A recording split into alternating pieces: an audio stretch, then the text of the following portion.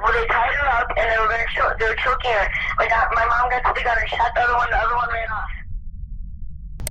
Essa ligação aconteceu no dia 13 de dezembro de 2001 e foi feita por Bert Pittman, de 11 anos de idade. Quem atendeu a ligação foi a polícia de Early, Iowa. Esse chamado aconteceu após a residência da família Roberts sofrer uma invasão. 5 pessoas moravam naquela casa. Tracy Richter, de 35 anos, seu filho Bert Pittman, de 11, fruto de seu antigo relacionamento, Noah Roberts, de 3 anos, Mason Roberts, de 1 e Michael Roberts. Ele era marido de Tracy e pai biológico de Noah e Mason. A primeira viatura chegou poucos minutos após o início da ligação. Tracy e as crianças estavam bem e foram analisadas no local pelos paramédicos. Michael estava fora da cidade e foi alertado sobre o ocorrido pelo telefone. Caído no chão da sala, entretanto, estava um rosto familiar. Aquele era Dustin Whitty, de 20 anos. Ele era um dos vizinhos de Tracy e permaneceu imóvel mesmo com o avanço da polícia.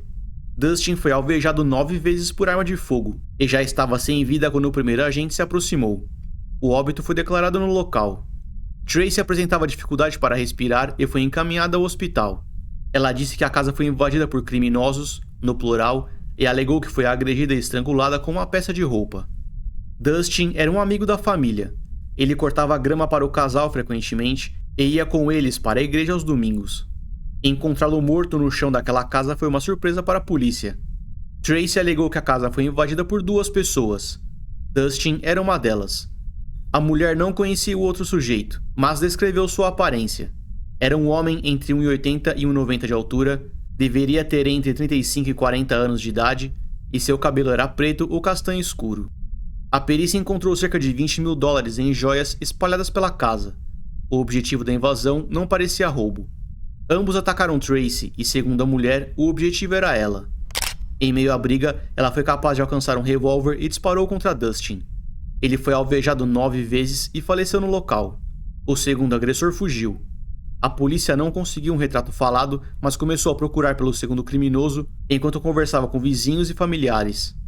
Tracy foi liberada do hospital dias depois e passou a ser vista como uma mãe exemplar, que conseguiu eliminar a ameaça e salvar os filhos. Michael voltou de sua viagem assim que soube da invasão e prestou todo o suporte que pôde aos filhos e esposa. Esse pode ser um evento muito traumático para todos os envolvidos, em especial para as crianças, e foi um deles, Bert, quem fez a ligação. A família tinha planos de visitar a Austrália, país natal de Michael. A viagem precisou ser adiada por conta da invasão, mas foi feita após a recuperação de todos. Enquanto isso, a polícia continuou seu trabalho de investigação nos Estados Unidos.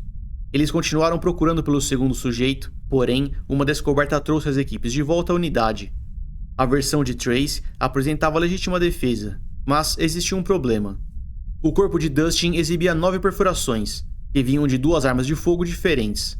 13 dos projéteis acertaram a cabeça do homem, e a perícia pôde provar que pelo ângulo de entrada, ele já deveria estar no chão. Isso modificava um pouco a versão de eventos contada por Tracy. Segundo a perícia, ela teria trocado de arma durante a ação e efetuado os últimos 3 disparos em pé, no homem já caído no chão. Continuar no local para trocar de arma com o agressor já neutralizado parece estranho para alguém nessa posição. Por fim, alguém com esse nível de controle emocional seria capaz de ligar para a polícia, ao invés de pedir ao filho. Essa inconsistência fez a polícia voltar seu monitoramento do fantasma para Tracy. Ela parecia adorar o fato de ser considerada uma heroína e sempre contava sua história quando tinha chance. Ela chegou a visitar o jornal local The Storm Lake Times para compartilhar mais uma vez os detalhes de seu ato heróico. Essa foi a sua versão. Às 16 horas do dia 13 de dezembro de 2001, Dustin, seu vizinho, chegou à residência para fazer uma visita. Tracy disse não se sentir muito confortável com a presença do rapaz, e não fica claro o motivo por ele estar lá, visto que Michael não estava na cidade. De qualquer forma, uma amiga de Tracy chegou algum tempo depois e Dustin deixou a propriedade. O nome dessa amiga era Mary, e seu marido também tinha viajado a trabalho. O plano era que elas fizessem companhia uma para a outra por questões de segurança. Mary levou uma mala para passar a noite lá, mas isso não aconteceu. Tracy teve alguns imprevistos com as atividades de seu filho mais velho, Bert, que estava tendo aulas de beisebol. Esses imprevistos de alguma forma conflitaram com os horários programados e Mary decidiu voltar para casa. Às 18 horas, Tracy levou sua filha Mason para tomar banho. Pouco após abrir a torneira, ela ouviu um barulho no andar de baixo. Tracy foi investigar e viu Dustin acompanhado por outro homem, e eles já corriam para a escada. Tracy foi capaz de agrupar todos os 3 filhos no mesmo quarto e trancou a porta, antes de ser alcançada pelos invasores. Ela foi arrastada pelos cabelos até um dos outros quartos da casa. Tracy tentou se soltar e correr até a arma, porém, foi estrangulada por um dos homens que usou uma peça de roupa que estava sobre a cama. De fato, no momento em que ela foi levada ao hospital naquele dia, havia marcas compatíveis com essa agressão em seu pescoço. Tracy foi estrangulada e perdeu a consciência. Ela acordou segundos depois, com os agressores chutando a porta do quarto onde seus filhos estavam trancados. Os gritos de desespero das crianças fez com que a mulher se levantasse e seguisse até o cofre, onde estavam as armas. Tracy ainda estava se recuperando da agressão e precisou realizar mais de uma tentativa para abrir o cofre. Os criminosos aparentemente não perceberam e continuaram chutando a porta. Ela foi capaz de abrir o cofre, pegou a arma e disparou na direção dos homens. Dustin foi atingido e caiu no chão. A mulher replicou essa versão dezenas de vezes para pessoas diferentes. Seu filho Bert, que fez a ligação para a polícia, confirmou essa história. Ele menciona segurar um taco de beisebol para proteger os irmãos dentro do quarto. Ele disse que quase acertou a cabeça da mãe quando a porta foi aberta. Nós aprenderemos mais sobre Bert no futuro, mas posso adiantar que ele ama a mãe, e muito. A investigação sempre encontra pistas no passado, e talvez seja melhor começarmos por ela. O assassinato de Dustin não foi o primeiro evento extraordinário em sua vida. Na verdade, ela parecia ser um imã de situações anormais. Tracy nasceu em maio de 1966, em Chicago. Ela foi descrita como uma garota inteligente e carismática. Suas notas eram as melhores da sala, e a jovem conseguiu uma bolsa integral para um curso de radiologia. Foi durante a faculdade que ela conheceu John Pittman III, em 1987. Ele estava trabalhando para se tornar médico quando conheceu Tracy. Eles começaram a namorar, ficaram noivos e se casaram em 88. Eles se mudaram para Denver, onde John abriu seu próprio consultório. Sua família também morava na região e parecia cômodo se instalar naquela área. No início, o relacionamento entre Tracy e John era perfeito. Eles raramente discutiam e ambos pareciam compartilhar os mesmos hobbies. Entretanto, poucas semanas após se instalarem em Denver, Tracy mudou. E aqui aconteceu o primeiro evento estranho do histórico da mulher. Os pais de John moravam perto e certo dia notaram que 2 cartões de créditos tinham desaparecido.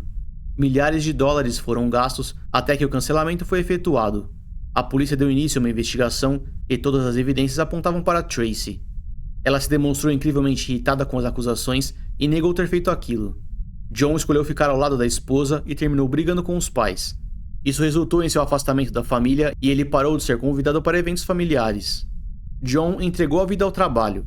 Ele passava cerca de 120 horas por semana na clínica. São mais de 17 horas por dia, de segunda a segunda.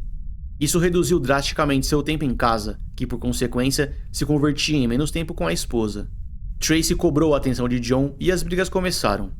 O atrito entre eles chegou ao seu ápice quando, durante uma das brigas, Tracy subiu as escadas, pegou uma pistola e apontou a arma para John. Ele correu para fora de casa e ouviu o som de um único disparo. Após alguns segundos de silêncio, ele entrou e encontrou a mulher chorando. Ela pediu desculpas e disse que tentou tirar a própria vida. John achou melhor acionar a polícia e Tracy foi acusada pelo disparo efetuado na casa. Ela foi sentenciada a 6 meses em uma clínica de saúde mental, onde passou por acompanhamento. Dias após o seu retorno para casa, Tracy ficou grávida. Em 1990, Bert Pittman nasceu. O filho foi uma tentativa de manter e reatar o casamento, porém isso raramente funciona. O comportamento de Tracy não melhorou e o casal voltou a brigar pelos mesmos motivos, mas agora exaustos por ter um filho para criar. Bert se viu em meio ao fogo cruzado e assistiu à destruição do casamento dos pais. Em meio ao caos que arrastava o casamento para o final, Tracy tomou uma atitude suspeita. Ela conversou com John para que eles aumentassem o valor de seu seguro de vida. Isso soou estranho para alguém que já viu sua vida pendurada em um gatilho. John então contratou um detetive particular para descobrir se sua esposa estava planejando matá-lo para ficar com o dinheiro. O profissional não encontrou evidência sobre um plano nesse sentido, mas descobriu que Tracy se encontrava com outros homens quando John não estava em casa. Muitos outros homens. Alguns dos encontros aconteceram na praia. Sem saber que estava sendo seguida, ela exibia sinais de afeto e até intimidade em público. Mesmo em posse dessas fotos, John continuou o casamento.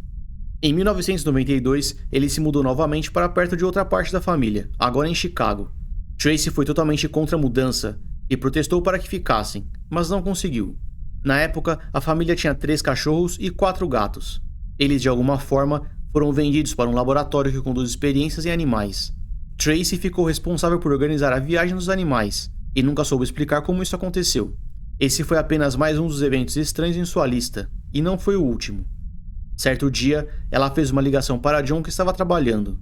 Ela disse que eles precisavam conversar e pediu para que se encontrassem com urgência no apartamento. John concordou, mas assim que desligou o telefone, ele voltou a tocar. Era o detetive particular, que ainda estava monitorando Tracy. John disse que a mulher tinha pedido para se encontrarem no apartamento e o investigador ficou mudo por alguns segundos. Esse homem disse que estava seguindo Tracy e que ela estava indo na direção contrária ao apartamento. Quem quer que estivesse esperando por John naquele local não era sua esposa. O detetive orientou para que John não fosse e continuou seguindo a mulher. Tracy chegou a ligar novamente perguntando se John iria demorar. Ele inventou uma desculpa e desligou o telefone. Nós nunca saberemos quem ou o que o esperava naquele apartamento. John não foi e pediu divórcio no dia seguinte. O processo foi encerrado em 96, entretanto, os problemas estavam apenas começando. O término do relacionamento marcou o início da briga pela custódia de Bert. Tracy jamais permitiria que o ex-marido ficasse com o filho, e disse ao juiz que John já tinha abusado sexualmente do garoto. Panfletos com essa mentira foram deixados pela mulher nos carros dos clientes de John, na clínica. Essas acusações eram falsas, assim como os testes escritos no panfleto. É impossível calcular os danos causados à imagem de John, que precisou explicar a muitos clientes o que estava acontecendo. O valor de seu seguro de vida de fato aumentou e ele ficou surpreso. Isso porque não foi John quem assinou, foi Tracy. Ela falsificou a assinatura do marido e isso foi descoberto pela perícia. Ela não foi presa por fraude e o Estado lhe concedeu a guarda de Bert. A John restou pagar milhares de dólares por mês de pensão alimentícia. Pouco tempo depois, Tracy conheceu um homem pela internet, o empresário australiano Michael Roberts. O namoro atravessou a tela do computador e eles se encontraram na vida real. E talvez não exista uma palavra para descrever a velocidade na qual essa relação evoluiu. 18 dias após o primeiro encontro, eles se casaram. Michael se mudou para os Estados Unidos e ele começou a conhecer melhor a mulher em quem tinha posto uma aliança. Com a mesma velocidade na qual o casamento aconteceu, Tracy começou a sair com outro homem. Michael descobriu sobre a infidelidade, Tracy contou uma história triste entre lágrimas e ele a perdoou. Tudo isso aconteceu enquanto a briga pela custódia de Bert ainda estava se resolvendo. Michael criou em sua cabeça uma péssima imagem de John, completamente moldada por Tracy. E ela era uma mulher realmente ocupada. Nessa época, ela acusou seu dentista e ex-namorado Joseph de tê-la violentado. Ela alegou que durante uma das consultas, o homem simplesmente começou a se tocar enquanto ela estava deitada na cadeira. Tracy processou o dentista e pediu o valor de $150.000. Joseph negou que isso tivesse acontecido, mas perdeu. Todo o dinheiro de uma vida foi transferido para Tracy. Em 1998, ela e Michael se mudaram para Early, em Iowa. Meses após a mudança, o casal teve seu primeiro filho, um menino de nome Noah. Em 2000, Tracy deu à luz mais uma vez. Quem completou a família foi uma menina de nome Mason. Michael migrou sua empresa de tecnologia para lá e o casal rapidamente criou raízes na comunidade. Eles faziam parte da igreja local, ajudavam em atividades e participavam de eventos. Todos amavam o casal. Ambos ficaram muito conhecidos na região e exibiam a imagem de família perfeita. Isso até o dia 13 de dezembro de 2001, quando Tracy ganhou o status de herói após matar o vizinho. Dustin Whitty foi descrito como um jovem introvertido, gentil e educado. Ele era apaixonado por tecnologia e passava boa parte do seu dia sozinho em frente ao computador. Realizar aquela invasão parecia muito fora da personalidade de Dustin. Todos ficaram surpresos quando viram seu corpo sendo retirado da casa. A imagem do jovem era tão boa que inicialmente as pessoas achavam que ele tinha morrido enquanto tentava proteger a casa de Tracy. Receber a notícia de que ele era o agressor foi um choque, o que nos traz de volta ao momento do ataque em 2001. Assim que soube sobre a invasão, Michael correu de volta para ficar ao lado da esposa e filhos. Ele chegou a oferecer uma recompensa no valor de $10.000 para qualquer um que ajudasse a encontrar o segundo criminoso. Michael considerava Dustin seu amigo e ficou ainda mais decepcionado do que os outros. Conversando com Tracy, eles chegaram à conclusão que a invasão não tinha como objetivo o roubo. O objetivo seria assassinar Tracy. Michael trouxe à lembrança o dentista Joseph. Ele poderia querer vingança pela acusação e teria contratado Dustin para matar Tracy. Ela gostou da ideia de ser o centro das atenções, mas se lembrou de outra pessoa que poderia atormentar, ou melhor, outra pessoa que poderia estar atrás dela em busca de vingança: seu ex-marido, John Pittman. O carro de Dustin foi encontrado estacionado na propriedade quando a polícia chegou após receber o chamado. Dentro do veículo, os agentes encontraram um caderno. Por entre as páginas, Dustin escreveu sobre um homem de nome John Pittman. A perícia pôde afirmar que aquela era de fato a caligrafia de Dustin, mas existia um problema. Na verdade, vários. Mas vamos começar pelo fato de que Dustin e John nunca se conheceram. Escolher um jovem de 20 anos que passava metade do dia no computador para uma tarefa como aquela não parece uma atitude inteligente, uma vez que, em teoria, ele não teria desenvolvido as habilidades necessárias. Da mesma forma, entregar seu nome real também não parece algo que acontece com frequência em contratos criminosos como esse. John teria se identificado com o nome falso. Por fim, o segundo agressor misterioso escolheu fugir a pé, ao invés de usar o carro do comparsa. Algo naquela história não estava certo. Aquele caderno era praticamente uma confissão de Dustin, que arrastaria John com ele. Fazer uma anotação como aquela já é algo raro, mas escolher levá-la até a cena do crime chega a ser fantasioso. Mas infelizmente, a polícia não tinha mais para onde ir. Bert confirmou a versão da mãe e ela não tinha motivação para tirar a vida de Dustin. A investigação não conseguiu preencher as lacunas deixadas pela versão de Tracy e o caso foi encerrado como legítima defesa. A mulher apareceu em canais de TV para compartilhar sua história, continuou casada com Michael e a vida seguiu. Mais ou menos um ano após a invasão, no dia de Ação de Graças de 2002, um homem foi encontrado caído no chão em um cemitério, próximo de Early, em Iowa. Esse era Brett Whitty, pai de Dustin.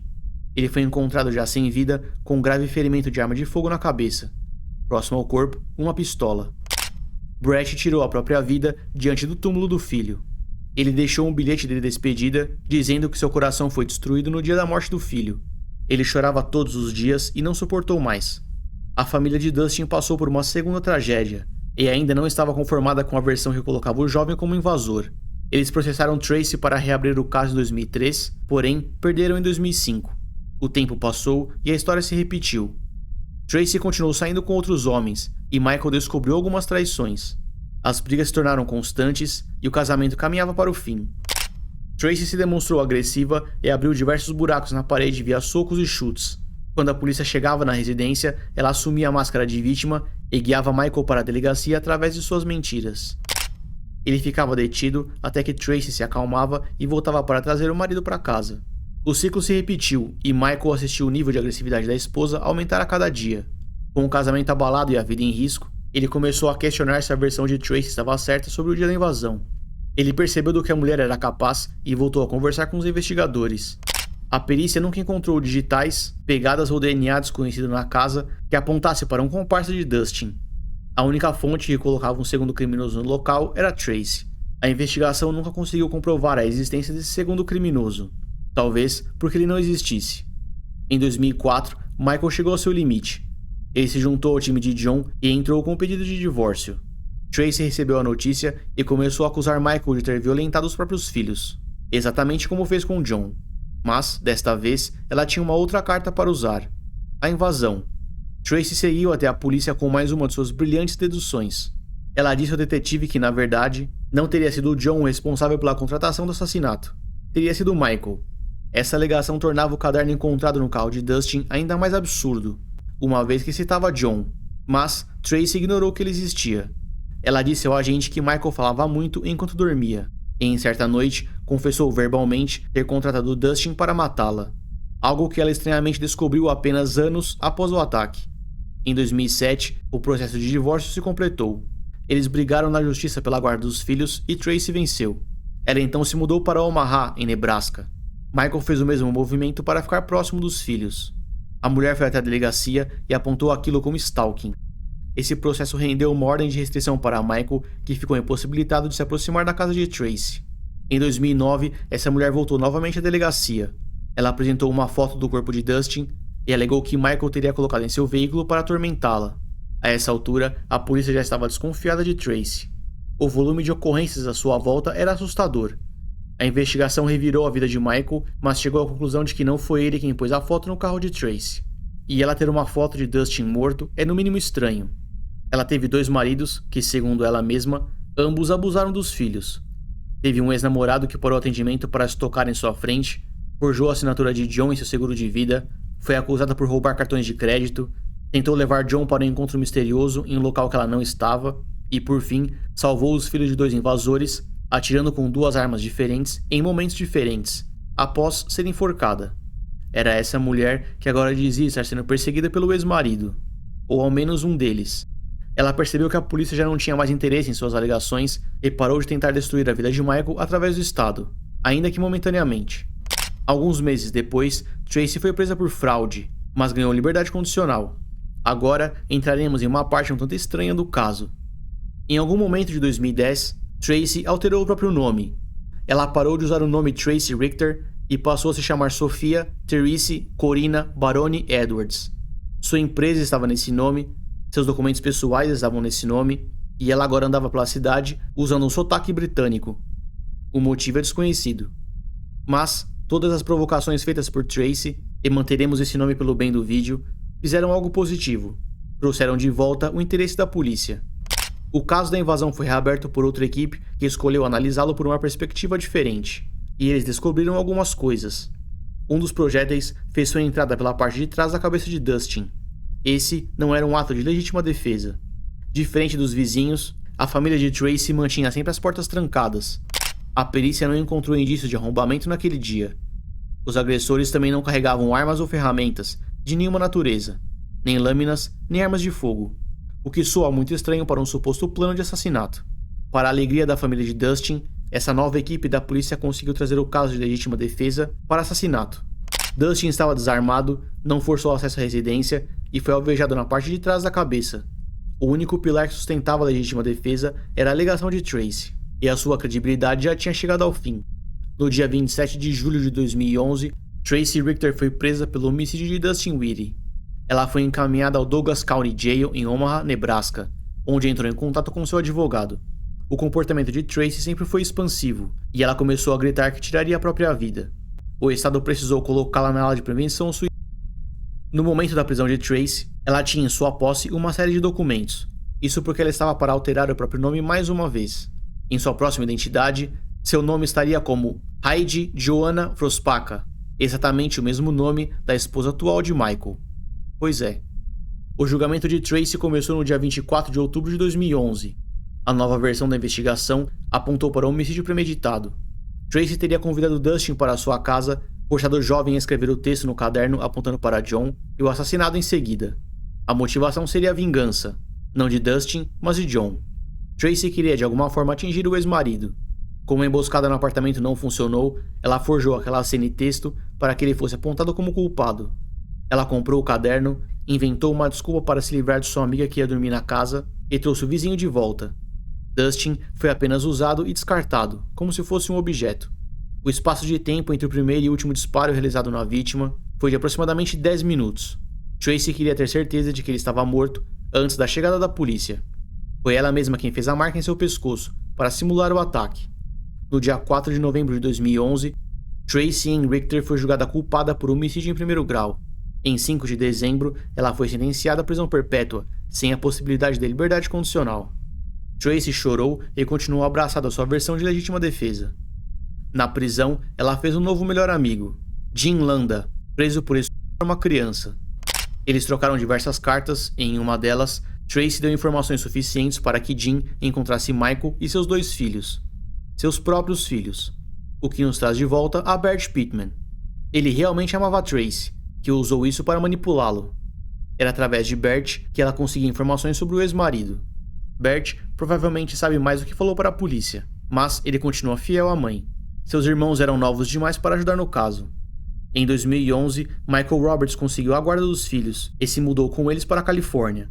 Em 2014, eles se mudaram para a Austrália. Bert Pittman já era maior de idade nessa época.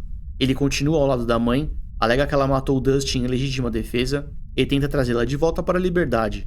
Ele tem o apoio de algumas pessoas que ainda acreditam na mulher. John não recebeu nenhuma acusação e finalmente se viu fora daquele pesadelo. Dustin Whitty faleceu aos 20 anos de idade, vítima de múltiplos disparos de arma de fogo. Ele foi usado por uma mulher que não media esforços para atacar pessoas que apenas a queriam longe de suas vidas. Infelizmente, foram necessários 10 anos para que a imagem de Dustin fosse renovada. Ele foi covardemente assassinado por uma mulher que rezava ao seu lado todos os domingos. Aquele disparo não tirou apenas a vida de Dustin. Seu pai Brett morreu no mesmo dia. Ele se recusou a acreditar que seu filho era um assassino e perdê-lo fez com que o mundo não fizesse mais sentido. Ele chorou todos os dias diante do túmulo do filho, até que resolveu se juntar a ele. Hoje, aos 59 anos de idade, Tracy Richter encontra-se encarcerada na Instituição Correcional Feminina de Iowa, em Mitchellville, onde deve permanecer pelo resto de sua vida.